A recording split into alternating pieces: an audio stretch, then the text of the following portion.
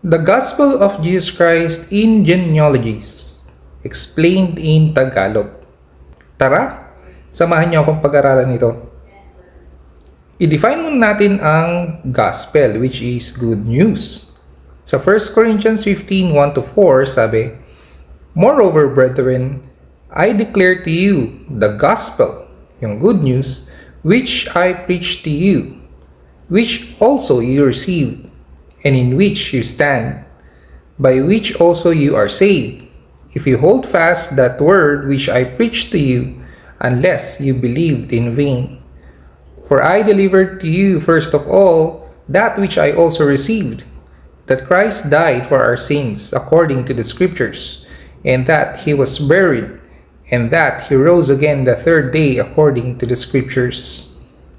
So, in-explain ni Apostle Paul dito kung ano yung good news or gospel, which is yung death, burial, and resurrection ni Lord Jesus Christ. Namatay siya para sa kasalanan natin at nabuhay siya muli after 3 days, according to the scriptures yan. At kung sino ang magta-trust dito, ay masasave, magkakaroon ng eternal life. Sinabi rin ito sa John 3:16. For God so loved the world that He gave His only begotten Son, that whoever believes in Him should not perish, but have everlasting life. Diba? Mag-believe or trust kay Lord Jesus Christ, hindi ka mapupunta sa impyerno, pero magkakaroon ka ng everlasting life. In-explain to sa 2 Corinthians 5:21. For He made Him who knew no sin to be sin for us, that we might become the righteousness of God in Him. So, ginawa ni God the Father na maging sin si Lord Jesus Christ para sa atin. Naging substitutionary atonement siya para sa atin dahil siya ang nagbayad ng kasalanan natin. Kaya sabi rito na transfer niya rin yung righteousness niya or righteousness ni God sa atin. So, dalawang transfers ang nangyari or imputation. Na-transfer sa kanya yung kasalanan at binayaran niya ito sa cross. Kaya, transfer niya rin yung sarili niyang kabanalan o yung righteousness niya, yung righteousness ni God sa atin. Galing ni Lord. So, alam na natin yung good news, di ba? Ngayon, tingnan naman natin ang Genesis chapter 5. Genealogy from Adam to Noah. 10 generations yan. Ngayon, nilagay ko dito yung mga meaning ng names nila. So, kung gawin nating sentence ito ang kakalabasan. Man is appointed mortal, frail, miserable, and sorrow, but the blessed God shall come down, teaching that His death shall bring the despairing rest or comfort. So, sabi dito na ang tao ay inappoint na mortal. Mortal, di ba? Yung mamamatay. At mahina at miserable. At malungkot. Ngunit, ang blessed God shall come down or bababa. Sino yung bababa na God? Si Lord Jesus Christ, di ba? Teaching that His death shall bring. So, ituturo niya yung kanyang kamatayan ay magdudulot para sa mga walang hope o yung mga despairing rest or comfort.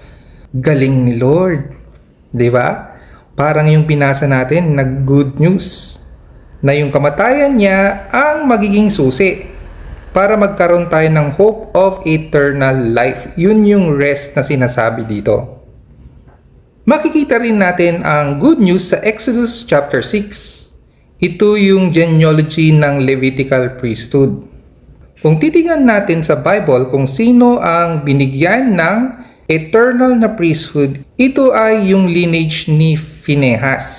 Nagsimula siya kay Israel, tapos Levi, Kohath, Amram, Aaron, yung kapatid ni Moses, si Eleazar, tapos kay Phinehas. Kung titignan natin yung meaning ng kanilang mga pangalan, ito yung kanyang kalalabasan. He who strives with God has joined and assembled as the exalted people. Who exalted God? For God has helped them with the mouth of bronze. Sinasabi dito na yung nagsisikap with God ay nagsama-sama at nag-assemble bilang itinaas ng mga tao or people dahil nga tinaas nila si God. Dahil si God ay tinulungan sila sa pamamagitan ng mouth ng bronze. Ano nga ba yung mouth ng bronze? Inexplain ito ni Lord Jesus Christ, comparing yung gospel sa ginawa ni Moses sa wilderness. Basahin natin dito sa John 3:14-15. And as Moses lifted up the serpent in the wilderness, even so must the Son of Man be lifted up, that whoever believes in him should not perish, but have eternal life. So makikita natin to sa account sa Numbers 21 na nagreklamo yung mga Israelites sa wilderness patungkol sa kanilang kinakain na mana. Gusto nilang kumain ng meat, ng vegetables. At dahil dito, hinayaan ni Lord na lumabas ang mga poisonous snake at tinuklaw na nga sila, namamatay na nga yung iba. Kaya sinabi nila kay Moses, intercede mo kami Moses, nagkasala kami, ayaw naming mamatay. So sinabi ni Lord kay Moses na, sige, gawa ka ng bronze na serpent at ilagay mo sa pole, at kung sino ang titingin dito sa pole na may bronze serpent ay maliligtas. Hindi sila mamamatay. Note lang, wala silang ginawang iba kundi tumingin lang sa bronze na serpent.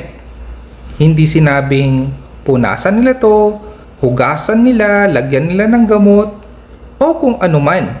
Kailangan lang nilang mag-trust sa provide ni God na solusyon, which is tumingin sa bronze serpent. So, ginawang example ito sa John chapter 3 na kagaya nun, kung sino ang magbe-believe kay Lord Jesus Christ ay hindi mapupunta sa impyerno at magkakaroon ng eternal life. 'Di ba? Tingin lang kay Lord Jesus Christ, mag-trust lang sa cross ni Lord Jesus Christ. Kaya nga 'di ba, yung death, burial and resurrection niya. At magkakaroon ka ng buhay na walang hanggan. Hindi ka na mapupunta sa impyerno. Galing ni Lord. Conclusion. Genealogies in the Bible can sometimes be boring to read, but studying it may bring hidden treasures which God hid for us to find. Oo nga naman, pag minsan nakakabore magbasa ng genealogies kasi parang walang kwento. Lalo na yung mga mahaba, di ba?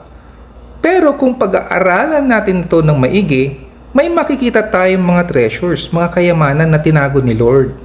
Sabi nga sa Proverbs 25:2, it is the glory of God to conceal a matter, but the glory of kings is to search out a matter. So hanapin natin yung mga hidden treasures sa Bible. I hope na enjoy nyo itong simple na Bible study natin.